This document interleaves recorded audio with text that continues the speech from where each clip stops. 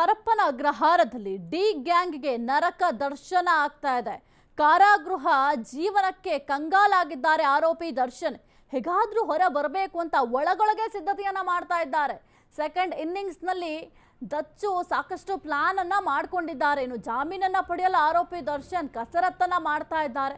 Bale ಅರ್ಜಿಯಲ್ಲಿ ಬೆನ್ನು ನೋವು ಉಲ್ಲೇಖ ಆಗಲ್ಲ ಅಂತ ಕೂಡ ಹೇಳಲಾಗ್ತಾ ಇದೆ. ಆದರೆ ನೋಡಬೇಕಾಗತ್ತೆ. ಕಳೆದ ಬಾರಿ ಕೂಡ ಬೆನ್ನು ನೋವನ್ನ ರೀಸನ್ ಆಗಿ ಕೊಟ್ಟಿದ್ರು.